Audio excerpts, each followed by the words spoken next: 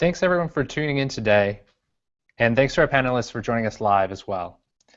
I'm Phil McDonald, Product Manager at Google for New Measurement Solutions. So today we're going to talk about how we measure more value with estimated total conversions. And just to give you a little bit of background, we recently conducted research that shows that consumers are spending 15 hours per week researching on their phones. And half of those consumers said they wanted to purchase in less than an hour of that research. So we're presented with constantly connected consumers and who are connecting with businesses in new and different ways and have many more touch points. A conversion is no longer just a sale on your website. It now maybe happens over the phone. It might happen in store. It might happen through an app download in your app. It might even happen still on your website, but just having multiple touch points through all these different devices. And so this is really complex. And over the last 6 months, I've talked to over 100 advertisers, both big advertisers and small ones too. And I've heard sort of a consistent message.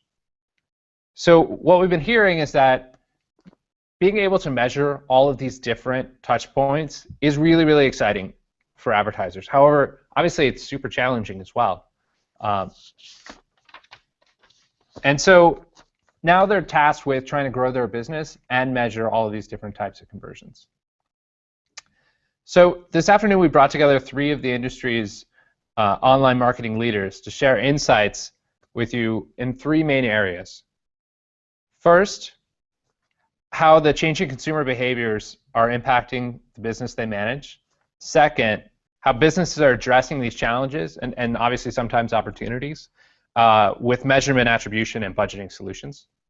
And third, how these new insights and changes to the way they value their online ads are positively influencing the business outcomes that they're actually driving. So before we get too deep into the weeds, let's introduce our marketing leaders. So Rachel, I'm going to start with you. Do you want to introduce yourself? Sure. So I'm Rachel Schnorr, VP of Paid Search at RKG, a Merkle company. We are a data-driven, tech-enabled customer relationship marketing agency. On the RKG side of things, we service about 180 clients, and we provide them data-driven insights for paid search, SEO, social, feeds, and comparison shopping engines, and display. So I head up our team of paid search, and so I'm excited to talk to you guys about some of the considerations and conversations that we've had with our clients around cross-device and around mobile. And then RJ, do you want to introduce yourself next? Definitely. First of all, pleasure to be here. I'm coming to you from iProspect, our Boston office. Here at iProspect, I am a data and insights manager. And just to give you some background on iProspect, if you haven't heard of us already, we are a global digital marketing agency, and we have clients across a wide variety of verticals, and we provide services such as paid search, SEO, display, feeds, and social. And so here as a data and insights manager, I've had the fortunate opportunity to do a lot of testing across the clients that we have across the US. And so I'm very excited to dig into some of the insights that I've heard throughout this past year and kind of talk to you about some of the upcoming strategies that we have in store. And John Mark, do you want to introduce yourself? Yeah. Hi, everybody. My name is John Mark Purcell, and I'm with Merkle in their New York office. I work on the search team within the retail vertical. I've spent a lot of time in the last year talking with our clients and trying to understand within the client the different departments that are all responsible for these different touch points and trying to bring them together to understand how the search campaigns can drive value for each of them and helping unlock a KPI that is appropriate and one that shows not only how this is contributing, but how we can also affect that change to increase the velocity and the scale of the value that we're providing, whether it's last click revenue or whether it's traffic in the store. So it's across the devices and the channels. So I'm excited to talk about this. Great. So first, before we get into actual measurement and the details of that, let's first just talk about the consumer behavior. So I'm just going to tell you a story about what I did last week. Last week I bought a TV, and so the path to purchase for me, and I sort of reflected afterwards, was actually fairly complex, right? So I went through and first of all, I clicked on a few ads as I was researching different TVs, different places I could buy them, etc. I went to a lot of different sites. I went to a bunch of mobile sites when I was first getting started and sort of familiarizing myself with the different options, doing some background research and reading when I had time. I went to desktop sites, etc. I even used my tablet once. And I even went to the store, so I won't say which store, but I went to a store and looked around and kind of saw the TVs and could see the different pixels and all these different things. And then I ended up actually buying it online from my laptop. And so that's fairly complex journey, but I think it's also fairly typical. As a marketer, this behavior can be extremely challenging to measure, obviously, because of all the different touch points. So let's turn it over to our panelists to discuss. So first, can you just tell us a bit about how you are seeing consumer behavior changing, sort of like my story, and how it impacts the businesses that you work with? Rachel, you want to start? Sure. Yeah, it's changed quite a bit.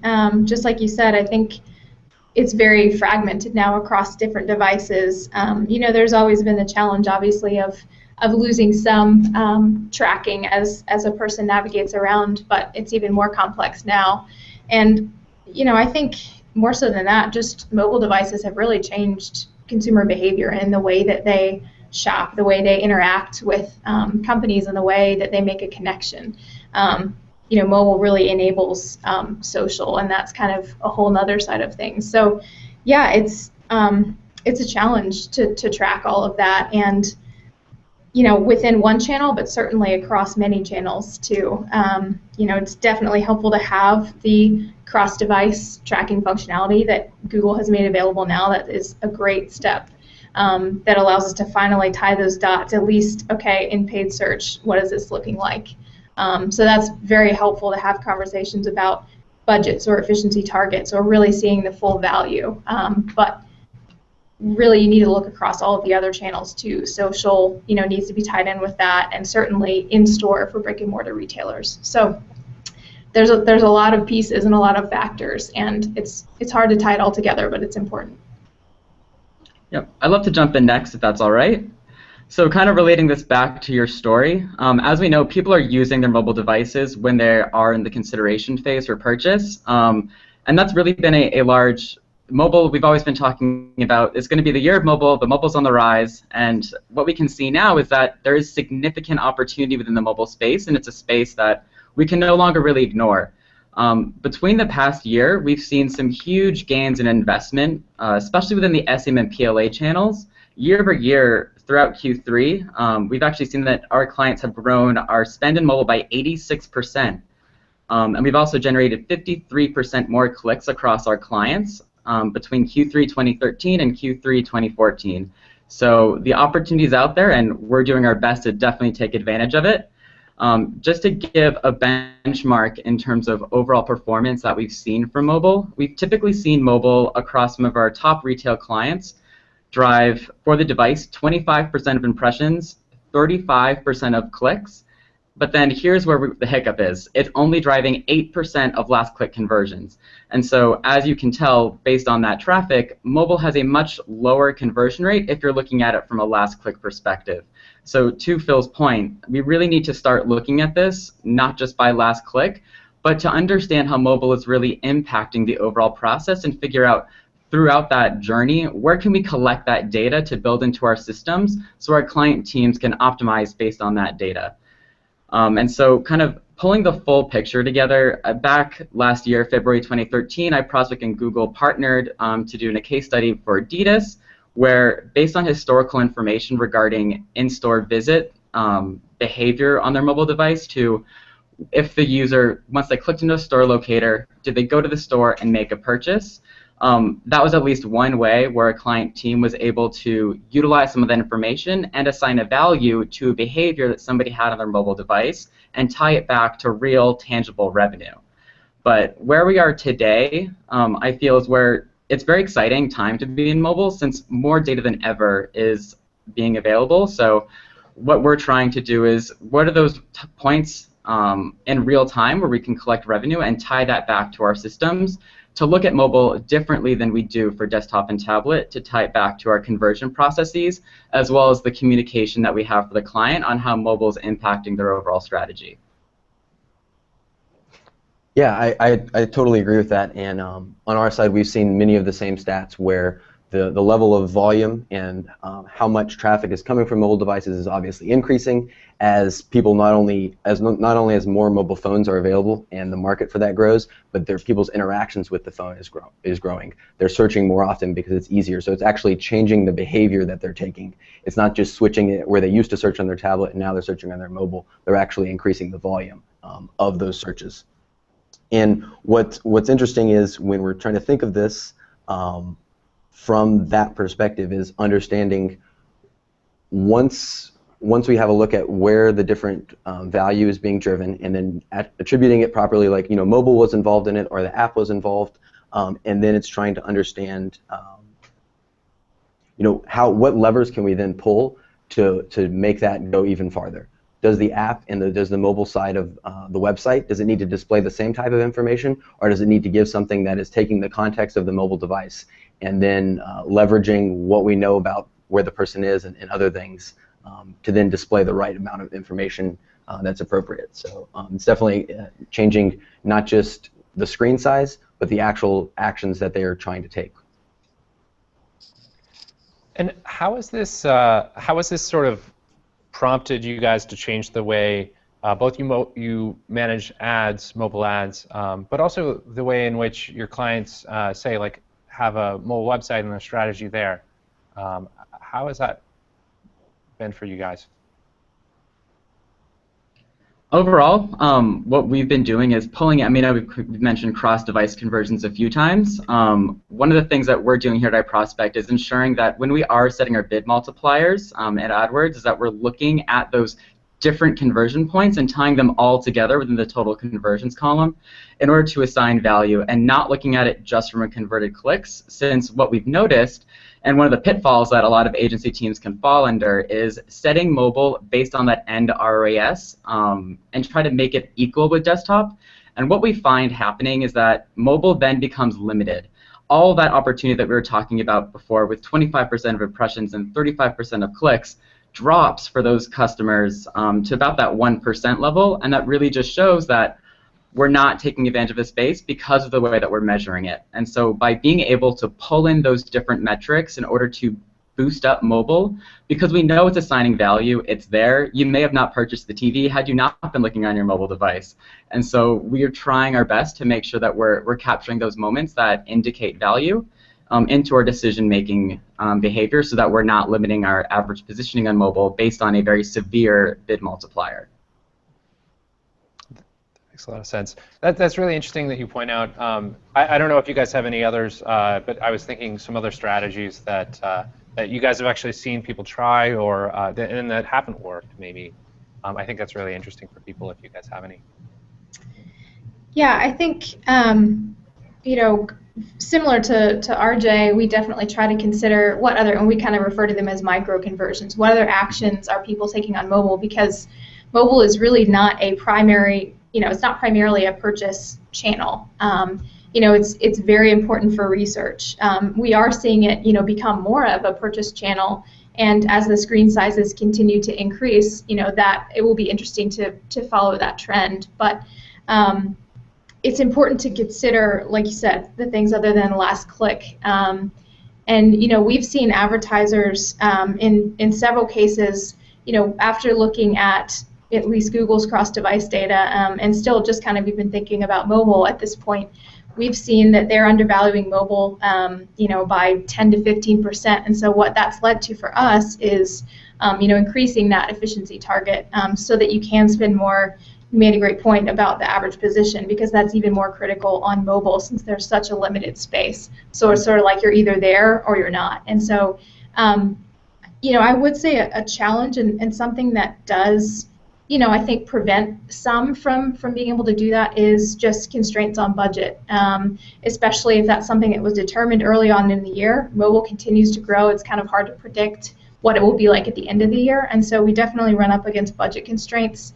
As much as we would like to really be spending more on mobile, and particularly as it comes into holiday, the importance of being there, not just from a branding, but from a research perspective, certainly if you have store considerations. But budget often does limit it, and it can be difficult to kind of get away from the bottom line and the last click ROAS and just show the other value that's coming from mobile. It really kind of depends on the company goals, and it can be difficult to kind of talk in that language, which is so different from the traditional ROAS language. That makes sense. Yeah, something that we've seen success with, and as we've engaged with clients, talking about each keyword has a different amount of value. So typically on a large paid search campaign, you'll start that segmentation off by saying, what are the brand keywords that we're looking at? When are consumers looking for the brand of my client, and then when are they looking for the products that they sell, without mentioning the brand. And then once you take that view, you can look at those non-brand keywords, and you can break out the different values that those keywords have, because they're going to have different costs, they're going to have different last click revenue. So something that might make sense from, it's a great e-commerce product, it's easy to buy online, and people often do, is going to have great ROI. And then on top of that, you have this smaller piece that is saying, well, you actually are also selling these in stores, and we're driving either in-store traffic, or we're driving calls after they see the ad and they're able to make the call to the closest location to them.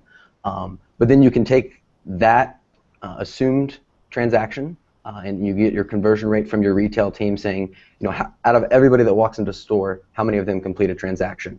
And then you can say, okay, well, they came in on a certain set of keywords, maybe on the laptop set of keywords, meaning that average conversion value is going to be upwards of $1,000 versus someone who comes in on a backpack keyword where the conversion value is going to range from 25 to 50. And so you can kind of even get more granular, and you don't have to stay at that highest level of understanding where the value can be driven for the retail store. Well, I think that's a great segue to talk about actual measurement and how we can do it across all these different types of conversions that we see. And so we've talked a lot about cross-device, so maybe we'll start there. And so, obviously we see this constantly connecting consumer interacting across a lot of different paths. And, as a marketer, we need to account for this. So just to point in, this is some Google research that we have. So a recent study that we did showed that 90% of consumers that we surveyed actually switched between devices as they were actually trying to buy something. This is over a little bit of time, obviously, but 90% is a huge number. And for those not familiar with cross-device conversion tracking, which has been mentioned a couple times, the way it works is basically if you start your experience, say searching on Google or even on our display network, click on an ad, and then later transact, actually make that purchase online on a different device. So say you might start on mobile and then end on desktop, and on that terminating device, you actually are not clicking an ad. That's where cross-device conversion tracking can help you measure and connect those dots. And so just as an example, you might be searching for jeans on your mobile phone, you click on an ad, and then you get to work, and you actually go and buy the jeans on your work desktop. So that would actually attribute the value for that desktop conversion, where you just directly navigated to the site to that original mobile click. So so anyway, it's been really interesting. One thing, at Google, we have sort of two things that we take very seriously around cross-device. First is privacy of users, and then the second is accuracy of the data. And so on the privacy side, we're very careful to aggregate and anonymize all the data that we report. And then on the accuracy side, we're also very careful to only share metrics if we're extremely confident in that actual data that we have. So we have to be 95% certain that it's within a very tight bound. And so let's hear about how our panelists have actually been using cross-device conversion tracking in your business. I think it'd be really interesting. John Mark, you want to start? Yeah, definitely. One of the interesting aspects of working with a large national retailer is you get to see how they have these different large marketing segments. There's a team involved for the national branding campaign. There's the e-commerce site that is supported.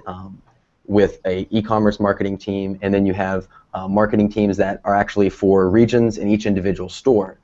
So these individual marketing teams have different goals and different KPIs. The e-commerce one is very last click focused. They're interested in understanding the value that we add to the business as a whole, but it's not as helpful for them in making day-to-day budgeting decisions. Whereas for the national branding campaign or the local marketing campaigns, helping them understand what we do for those stores individually and collectively allows them to then compare and contrast how this channel does as an efficiency metric versus other direct marketing like flyers or billboards or radio ads.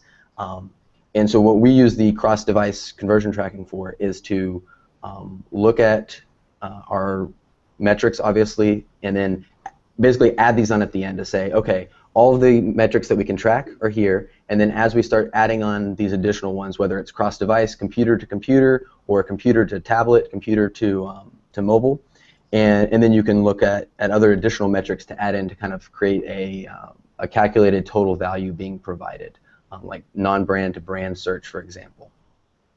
And so we bring all those together, and we sort of have a different dashboard for the other marketing teams than the e-commerce one. That's great. Rachel, I know you, I saw a blog post that you had done that I read about around cross-device conversion tracking. Can you talk a bit about how your clients use this? Sure, yeah. So from our research, we found that on average, cross-device conversions have added 7% to total conversions. And particularly when you look at this for mobile, it actually adds 14% to mobile. Something interesting to think about is, so smartphones contribute to about a quarter, 25% of cross-device conversions, whereas what we see is they only contribute 12% for single-device conversions. So they're weighing in more heavily on cross-device, though there's certainly multiple paths. It's not just those originating on mobile. You know, display cross-device conversions has also been recently introduced, and so we've seen a similar about 5 to 10% lift there. And you know, it's been really interesting for, you know, I mentioned we have clients that are, you know, increasing their mobile efficiency maybe by 10 to 15% in some cases because of this data. We've also seen a situation where the data actually varies by the segment of the site. So for a women's specialty retailer, we actually found that designer terms and designer clothes, where people are actually searching by name, perform differently than just generic terms. So we actually have different mobile adjustments and bids and efficiency targets there based on what we found. So that was kind of an interesting use case. But otherwise, we're certainly using this, talking to our clients about adjusting the efficiency target, adjusting the budget to have that presence in mobile, and then also specifically what that does for the mobile bid adjustments. We're making those, you know, through our system dynamically. Excellent. I can kind of back up a little bit what Rachel's saying as well. Again, on our side, we've been seeing that mobile is indexing 2 to 3 times higher in terms of the benefit that cross-device conversions are giving to the overall value for mobile as compared to desktop and tablet. So similarly, what we've done is that we've taken that information and applied that to our mobile bid adjustments. We have a few tools on our side that client teams can automatically pull reports, filter in the data, and sort of do a health check on their mobile bidding. When we were kind of talking about the pitfalls before, I think there's kind of 2 main buckets. There's one, your mobile bid is too low and you're not taking advantage of opportunity, but also secondly as well, some client teams, their mobile bid's too high. They're participating in mobile when maybe it's not really a good fit. And so what we find really helpful is that pulling all this data together has been able for us to cut back in the right areas, but then also expand on others where we see cross devices really impacting the overall account. That's great. And you know, obviously cross-device is a huge thing and something I'm sure you guys have seen impact advertisers across all sorts of different verticals, industries, etc. So that's really great. So I'm going to switch gears a little bit and let's talk about measurement still, but from let's talk about in-store. or it doesn't necessarily need to be a store. It can be, you know, a bank or whatever, right? It can be anything. But so one thing we're seeing around in-store that I think is really interesting here is we actually see foot traffic down in the last year, and this is a consistent pattern. The funny thing is revenue is up, right? So you see less customers coming to the store, more purchases happening, which is kind of an ironic, funny thing, but not so unexpected if you actually consider that customers are oftentimes a lot more informed when they come to the store because they've actually visited the website before. Additionally, we see customers armed with smartphones today, and that's only been rising over the last couple of years. And so those people are able to actually answer the questions that stopped them from buying before, even when they're standing in the aisle, right? And so just a data point from some Google research. So we found that for 3 out of 4 shoppers who actually look for local information online, they're actually more likely to visit stores after doing so, after visiting the website. So, and which just kind of aligns with all the data we've seen. So can you guys talk about how you've actually tailored your marketing efforts, either to measure in-store or even to drive people to store? And RJ, you want to start? Sure, be happy to. So a few things that we've done. First off, when we're talking about localized strategy, if you have a retailer that only has a few store locations, one thing that we've done we found very successful is geo-segmenting out our campaign at the campaign level to target our stores individually and assign various bids based on that. What we've seen is that performance around stores, even online as well, is typically much higher, but it also allows us to play around with what we're doing from a site link level in terms of if there is something going on in that store, if there's an event, we're now able to promote it exclusively to that area and not having that one store event kind of impact our nationwide campaign. So that first and foremost has been very successful. We even, for one of our retailers, helped them with hiring jobs for a new store location as well. And had we not had our campaigns segmented out that way, we wouldn't have been able to narrow into that market, and particularly for that client. A few other things we've done as well, looking outside of Google, I mean, there are a lot of opportunities to connect the dot between online and offline, especially for retail, which is one of my favorite industries. Couponing is huge. I love to use coupons. Who doesn't love to save $1? So one thing that we've done is we've partnered with vendors out there that have been able to connect the dot between online performance and consumers making a purchase in store, and that data has been very helpful, especially in the CPG brand environment where there isn't a whole lot that you can track between the both of them. And so that's been one thing that we've used as a huge indicator on what keywords are working for which clients and really informing our budget decisions that way.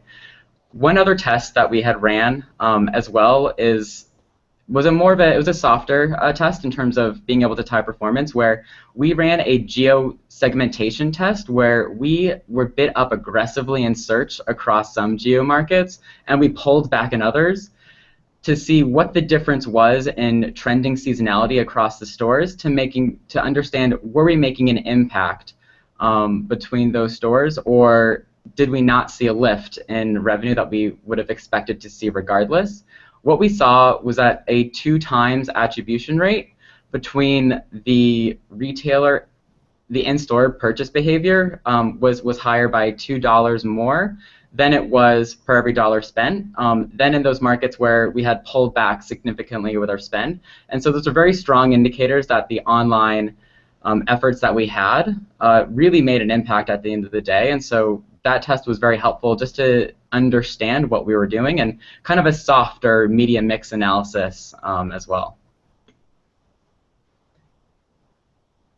No, great points. I think what we've had success in a similar way when you're thinking about a local market is when you're able to target specifically around the radius of a store, you can start thinking about what are the types of keywords that you haven't been bidding on nationally, because as an e-commerce brand, it might not make sense to bid on certain types of keywords that have this very local intent and also this very intent that has timing built into it. If you're looking to print business cards now, advertising for, even advertising next day shipping or free shipping is not what that person's looking for. They're looking for those products right then. So as you are able to get more granular in your targeting, taking a second look at your keyword set to understand what are the types of keywords that my audience will be looking for that are specific to those stores and that mean a lot, have a very different intent when that person is within a few miles of that location. And then it actually has helped us to expand our keyword set when we are able to have those more targeted campaigns around the stores. Yeah, I would say, I mean, those, even along with those considerations, the opportunity to kind of tailor your ad copy even to say, buy online, pick up in store, or, if you're not near a store, kind of emphasizing that you can shop now and purchase easily online. Many different kind of ways that you can encourage consumers and show them different ways to buy and really speak to them in the mindset that they're in. We've definitely been looking at the bid proximity information. We've been in a couple betas to be able to track what traffic looks like within 1 mile, half mile, 2 miles, what have you, from a store, and it's been really interesting to see those traffic patterns and have the ability to adjust bids based on that, depending on the advertiser's goals. And we have, for one large specialty retailer that has a lot of brick and mortar presence in malls, we've been able to see that, particularly for the non-branded side of things, we've seen up to 5 times an increase in the sales when you factor in the in-store rather than just online. So all of that depends on your customer base and kind of where they're prone to shop, whether that be online or in-store. But it's very exciting to start to get visibility into that. And in the past, we've done some kind of printing out a coupon on the receipt and then being able to have the user kind of type in a response online and be able to match that to see if they've actually had some online activity too. So that's sort of what you were mentioning, RJ. Yep. So it's a very important factor. That's great. And yeah, I mean, I think in-store is huge, and definitely at Google we're investing a lot into new formats. I mean, I think you guys talked about geo-targeting, and obviously that's really, really important here. Having precise locations helps us do that. But new things like local inventory ads are hopefully super helpful to retailers to actually drive people to that store. And so we're obviously experimenting all the time with new formats and things like that to enable this, and new measurement technologies as well. So let's switch gears a little bit to calls, and let's talk about let's talk about how you guys are measuring calls, how that sort of impacts your businesses. I see calls are really interesting. It's obviously somewhat advertiser specific, whether or not calls make sense. But a crazy stat from our side at Google, there are over 40 million calls made from Google Ads each month, which is nuts. If you think about that, there are 300 million people in the U.S., right? And obviously this is a global stat, but still, that's a really, really high number of calls being made from mobile ads. And so what that tells me is that it's clear that calls are super important to a number of different businesses. And it's very important as to how we measure them, not just that they happen, but were they good calls, were they bad calls, how many of them happened, how long do they take, all that sort of thing. And for those that don't actually know already, in August we launched, in addition to all the call tracking type of capabilities we already have on mobile and desktop, we announced website call conversions. And so what this is let's say you have a search ad that brings somebody to your website. You're an insurance company, maybe car insurance company. You put a phone number on your website, and that actually is a Google call tracking number. So anytime someone calls that, you can actually link it back to the advertising that drove them to the website, and so that you can actually do the full end-to-end attribution and understand if that, based on what you consider a conversion, actually those advertising dollars that you spent to bring people to your website actually drove that end result of a call that you wanted to drive, which I think is really interesting and just sort of supplements the other regular call tracking we have had previously. So let's turn it over to our panelists to talk about call tracking and how you've used it. So how are you driving calls to call centers? or even to stores or physical store locations. I don't know who wants to start. I guess I'll take it. I'll jump in if you don't mind. So, for those of you out here who are listening, if you drive a lot of your performance through calls, this one is 100% no-brainer. It is a miraculous addition that you can have for your campaign to really give you the right insights. For one of our financial clients, we had a situation where 75% of all of their leads came through phone. However, when we were optimizing the campaigns at the time, it was based on an online registration form. However, that was not the area where they captured most of their conversions. So by being able to utilize call metrics, what we were able to do was get the right insights in order to understand which campaigns were driving those calls, since we were missing out on 75% of all leads. And by doing that, we were able to grow call leads by 102% just by being able to budget correctly and bid correctly. And so I can't say enough how much of a lifesaver that was in terms of being able to have some really great performance for a client. And if you are a customer that drives calls, you should 100% be doing this today. Yeah, I would. Go ahead, Rachel. Oh, sorry. Yeah, I agree. I think whenever we have a client where they say even 15% of conversions of sales come from calls across their business, we want to get call tracking on there. And I guess this is a little bit aside of kind of even the Google considerations here, the Google solutions, but we also have a proprietary tracking system where we're able to actually track calls that resulted in a conversion, whether that be, if it's a lead-based client, that conversion is something different than an actual sale. But that's really important, just like you were saying, RJ, to really see, and we can see back to the keyword level, because, we had a travel client where, maybe if a certain keyword doesn't have a booking, but it has a phone call, that could then turn into an extremely valuable keyword. And so you can really be bidding inappropriately for that keyword if you're missing that call tracking. I would say it's also interesting to think about, catalog marketers or marketers with, companies with an older demographic, that the call tracking and having that call ability easily in the ad is also very important. So that's something that is relevant for some of our clients as well. And we've even had a client too that, kind of through their back end, they've developed a solution to factor in calls and then also tie in cross-device to really see what's the full value of their paid search. So that's been extremely important for them to placing the right value on the right keywords. Yeah, I think speaking to your earlier point, Phil, where you were saying there are fewer people coming into the store, they're more informed, and you also quoted a statistic about the high percentage of people who are looking to make that conversion as quickly as possible. They're not looking for 2-day free shipping with Amazon, they're looking for something right now. And LIA ads is one way that you can do that. It's engaging with the customer on their mobile phone, and they can go to the website and purchase it. They can go to the store. They can click to call from there as well.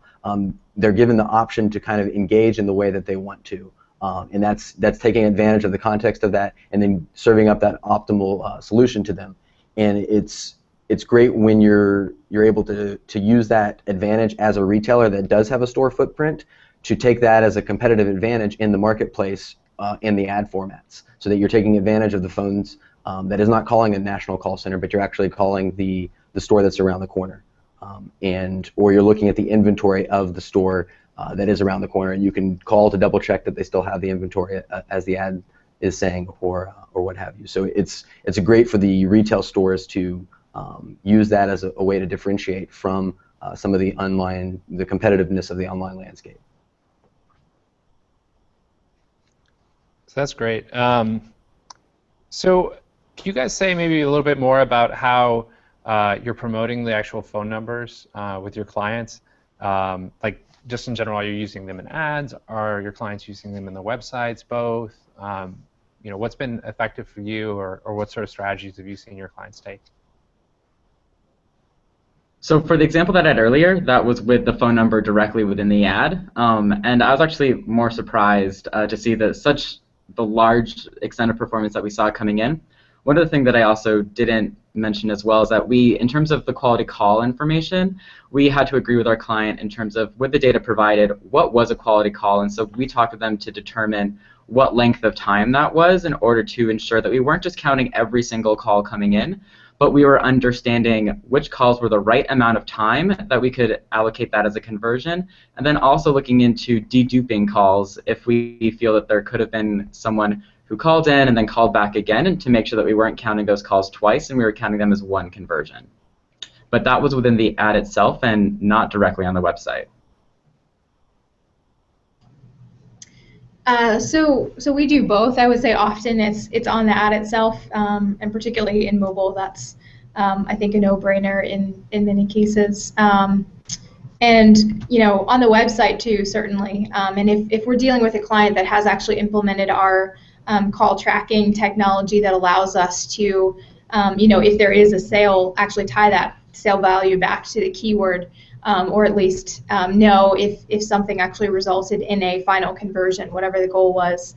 So in those cases, they're using the phone number on the website, and then the tracking has been implemented, and it will be, when they talk to the call center rep, there will be a number that they ask the user to read back, and that's how it finally gets all tied together. So a little bit of both.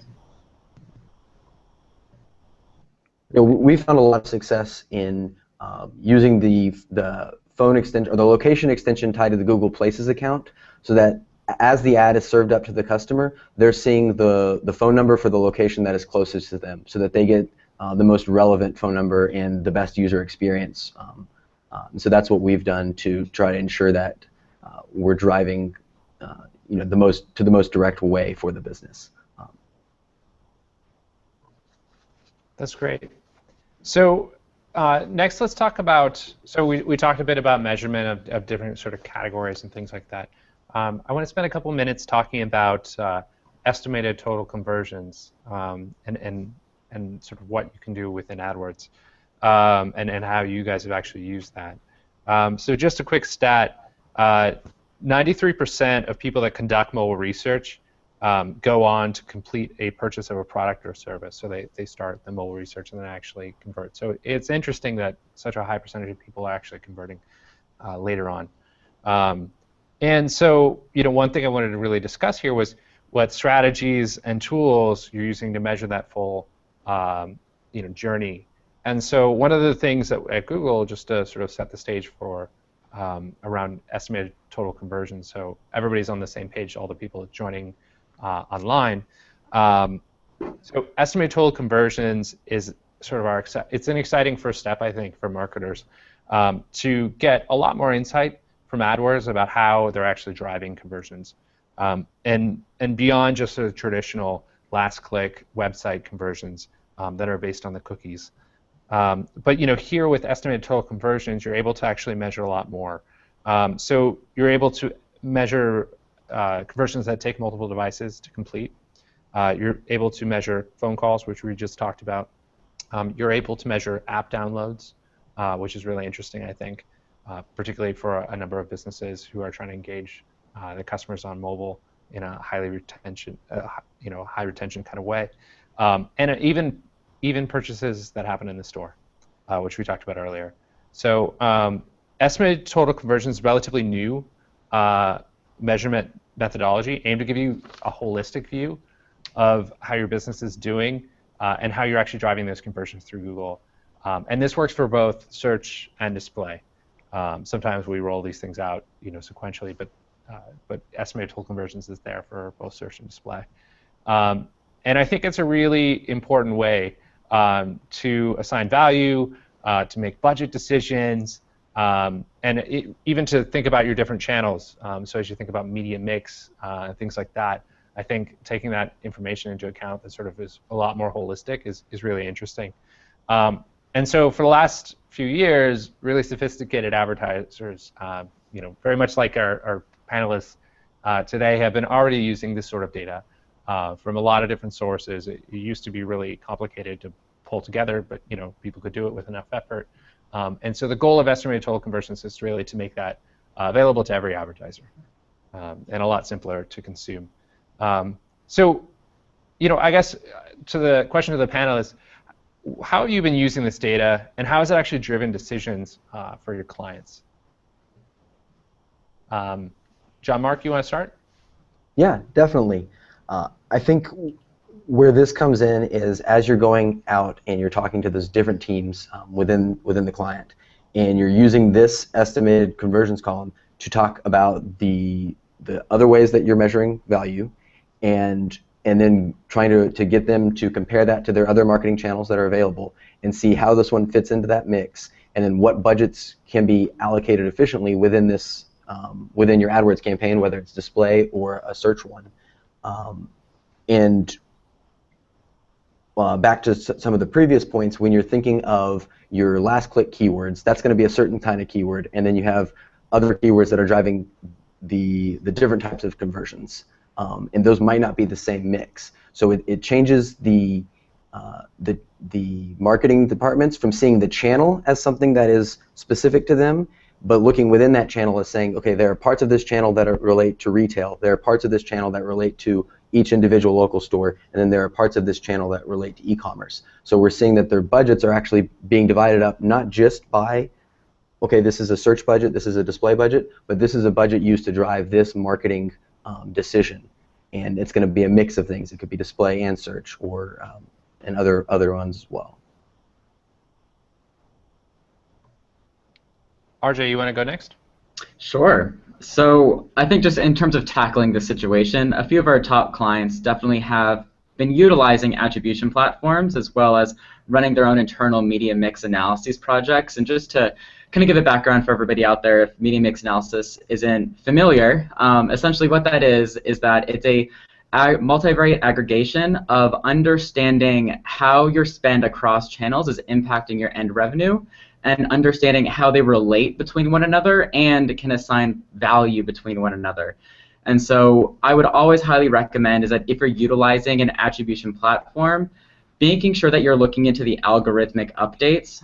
By utilizing the algorithmic values of your attribution model, essentially it's giving you those insights in terms of already taking conversion and splitting it up into many different buckets to assign value to each point in the conversion process. And so as a marketer, this gives you the insight in order to make sure that you're getting value for a program that you're running, especially if it's like a brand display campaign, which we know isn't going to drive that end conversion, but we know that it's driving value overall. And so utilizing an attribution platform makes that tangible. And kind of to your point, Phil, the beauty about the total conversions with Google is that it provides that level or some level of insight across all advertisers, whether big or small. And so we've utilized that data, one, to compare to the performance that we are seeing across some of our bigger clients with algorithm systems, but then also for a client that doesn't necessarily have that, it's been hugely exciting to be able to pull something in there and not to have to dig into data and really analyze the path to conversion analysis, say in Google AdWords, for instance, in terms of making sure that we're understanding exactly how the entire consumer journey is following, and we're kind of getting that number to use readily available. And so that's been very, very helpful for our client teams in making our budgeting, bidding, and also just communications in terms of showing the full value that certain segments of the business are performing.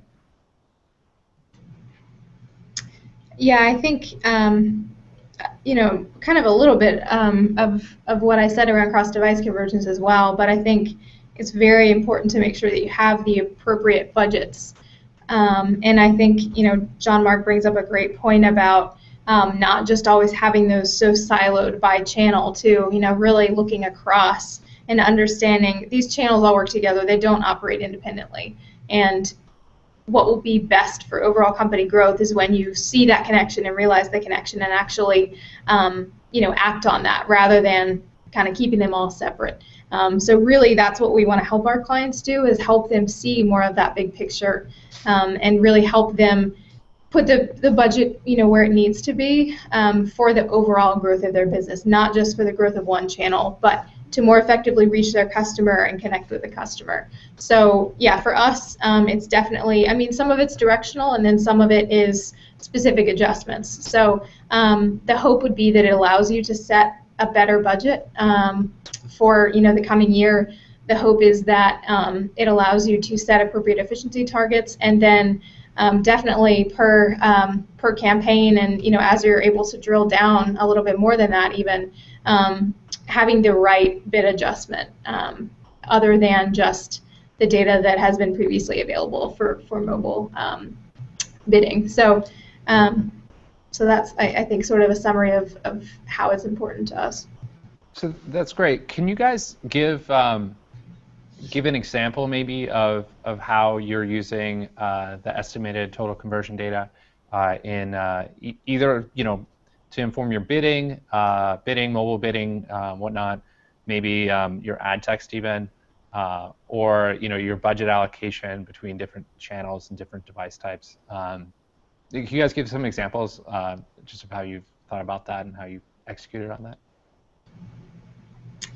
I think, for us, we've had a couple cases where the client has increased their efficiency target by a certain number of percentage points, particularly for mobile, but that can also, lead you to increase the total efficiency target as well, because the cross-device, isn't just originating from mobile.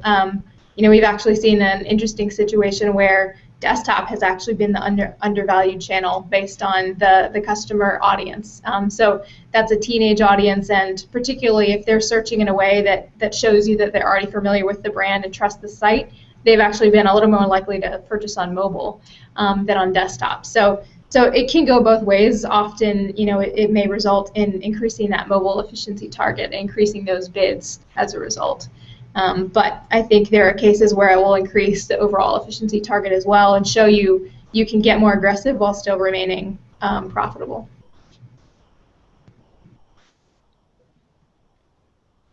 Yes. Yeah, go ahead. Sorry, I was going to say, similar to Rachel, definitely agree with her point there in terms of utilizing this, especially with bid multiplying. We found that very helpful, especially with mobile. What we've seen is that when we've applied total conversions, especially with mobile, we see a higher lift in the total conversions as compared to the converted clicks column. So by utilizing that data, it's making sure that we're associating the right mobile bid and being aggressive in the mobile space, whereas previously it's been hard to sort of make that decision since you might be unsure about what you're getting out of it. So this is really giving you the insights that you can pass back to your client and be like, we did this because we see the value, and it's making those conversations much easier on our side. Yeah, one of the big benefits of this data being available so easily in the UI, as opposed to being able to maybe do a specific study, as RJ was saying, you can dig into the data and you can always find that path. Mm-hmm. But it's about having it available at the campaign granular level that lets you make a decision. Is this the campaign that is going to drive more in-store people? Is this the campaign that's going to drive more calls? And is this where I need to be playing in mobile at a higher level or at a lower level? And you can balance out, if you follow the math all the way through to an estimated transaction rate and the value of that transaction for the product being searched, you can, similar to how you balance out your costs and your revenue to figure out your position and your rank, you can do that exact same exercise by campaign for your estimated total conversions. That's really interesting, and those are great examples to talk through and understand. So we're obviously at Google making a lot of effort. We're spending an incredible amount of effort over the last year or so on estimated total conversions and adding new features and new functionality. We just rolled out cross-device for the display network earlier this year. We've had search for a little over a year now. And a number of other conversion types, obviously, too, with calls and apps, etc. But and we continue to work really hard on this. I guess from you guys' perspective, and this is helpful for me in terms of trying to build new products and features. Are there things you guys wish you had here? Obviously we're not measuring everything yet. I guess what would you wish you could have if you could have anything here? I mean, if I could wish for anything, it would be to have everything all in one place, constantly updated in real time, which of course that's lofty. But I mean, especially when we talk about media mix analysis, that's always one project that I'm always intrigued to hear what our clients are getting from those, since it's a very in-depth, multivariate view of all of our data across not just online, but also retail store performance.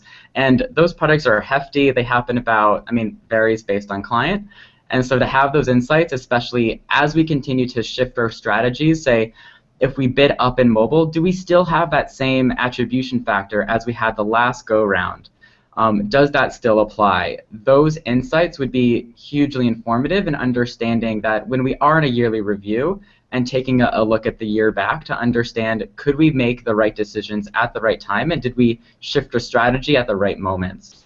So that would be one thing. If you can get on that, Phil, that'd be great. I would say, thinking about this, it would be great to have this at the keyword level rather than, just campaign. For us, bidding by the keyword level is extremely important and really, we feel like, key to success. And so having that at the keyword level would really allow us to get that much more accurate. I would say also, being able to see the click paths by device would be helpful, certainly. Just understanding a little bit more about the consumer behavior and how that ties to certain segments of the account and how they're searching. And I think one challenge too, and I think John Mark maybe mentioned this early on, is just knowing what's the actual value of that conversion that originated on mobile, because sometimes there may actually be significant differences. So I think if there's a way to assign a value to those cross-device conversions, that would be extremely helpful.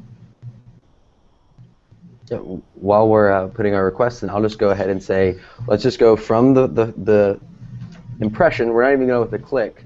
Let's track it all the way down to the transaction. I know that there are a couple of industry solutions in the works for that, but being able to track it at the granular level all the way to the actual transaction would be the most efficient way to have that full view, because as we know, within keywords, similar keywords don't always perform the same way. I love it, guys. This is great feedback. I mean, it's super helpful for me to hear this stuff. It's definitely stuff that I know myself and my teams as well are definitely prioritizing in terms of building this stuff out. It takes a while, but it's really exciting stuff to get, and I completely 100% agree with all the things I heard, and so it's great to hear that. So just switching gears a little bit, and I think this has been touched on very, very briefly, which I think was interesting. A couple of you mentioned this, but one thing is really about silos, and as we start to bring in all of these different types of conversions, it starts to break down how oftentimes companies who have existed for maybe 100 years or more think about their channels, right? Oftentimes there are very ingrained silos within organizations. And so, just to give you a classic retail silo, you often have a stores team, and their job is to drive sales in the store. You might have a calls team, and they manage the call center and drive those calls that end up signing up or buying things, and then you'll have like an e-commerce team, and these teams tend to not always, and it's great when that's not the case, but oftentimes they're very, very siloed within these larger companies or even sometimes smaller companies. And I guess what would be really interesting is how you guys as agencies have actually tried to manage that, because you're really driving results across the business. How you've dealt with that with clients. I don't know if you guys have experiences with that, but John Mark, you want to start? Yeah, I think a lot of what we've been talking about is that are we just describing what's going on, or are we actually affecting and changing that path? And so finding success in not just showing like, hey, let me tell you what happened, because that's interesting, but if you're not able to affect that, how far can that business decision go beyond an interesting conversation that people looked at their mobile device before they went to their store. And so it's really about maturing that and turning that into a structured conversation as much as possible, and so that you can show them that you're able to affect change there. I'll take a step in next. So I guess my recommendation on this would be a simple process. Number one, especially, I'm going to kind of run through a process for, I guess we'll apply it to mobile, theme of the day. Let's say we're coming up with a new campaign for mobile. We need to get secure budget for this, and we're trying to expand our business. And so we want to make sure that we're really showing the full value of what we're going to achieve. So step number one, just take a step back for a second from your day-to-day. Just clear your mind and get ready. Step two, brainstorm. Think about how, one, if putting yourself in the consumer's shoes, how are you going to be utilizing your mobile device as a part of the consumer journey, and how would you make the purchase? And as you go along that process, detail out those points where, is there something trackable there? Could you collect that data in an easy way that you'd be able to apply it to your managing decisions? Step number three is then think about how you can build a measurement strategy around it. Really identify from the list of options of points that you identified before, what are the ones that you really feel that you'll be able to pull in and add together in an easy manner? Since, I mean, first and foremost, I think it's always easy to talk about, oh, I would love to pull in this and that, but at the end of the day, we're all very busy. We need to make sure that whatever we recommend is feasible for our client teams and can be actionable. And so kind of weeding out those areas that nice to have, not realistic, versus the ones that we'll be able to measure. And then once you have all of that, forecast out the opportunity. And so, I mean, as I'm kind of speaking through this, think about just outside of your channel, what are those other points, and kind of as Phil was mentioning, what are other pieces of the business that are going to be impacted by this, and how can we collect that information from those teams, if possible, in order to make sure that when we are providing this recommendation for this new mobile campaign, that they understand the full value that they'll receive from it. And so hopefully, if everything went well, you secured your budget, you're ready to go with the campaign, you've identified your measurement strategy. The next piece is then to understand, once this campaign is launched, applying that back to your original projections. Are things going the way that you expected it? If not, really digging into what are the pieces that are lackluster, or what are the pieces that are overperforming, and really dig into why. And so I think from that, that's kind of what a lot of what we've been doing on our side in terms of making sure that we are pulling all the right people together that will be impacted around this campaign, and then being able to create a measurement plan around it, and then being able to optimize against it has been hugely successful just in terms of our partnerships and in terms of understanding how to run our programs and have a very clear mind about it. I would say, for us, in addition to some of those things you guys have talked about as well, I think we want to try and model that, internally across our teams here, and really set aside some time, like you were saying, to brainstorm and to just kind of get away from that task list and really just sit there, and it's really great to hear what each other is working on, and that really can spark some ideas. It provides us with just a greater understanding of the client's business as well. But that's one thing that I think we've show our clients how we've seen the different channels interacting and be able to come to them with those insights as well. So that's great, and so I'm just going to wrap up then. Thanks, RJ, Rachel, and John Mark for spending all the time today and talking about how you guys have used estimated total conversions in your business. Obviously, the consumer behavior has changed a lot. It's completely different than it was 10 years ago, even 5 years ago. Very, very, very different and evolving, and it continues to happen, right? So hopefully, estimated total conversions and the products we'll continue to launch at Google will help you, really measure all of those different types of conversions.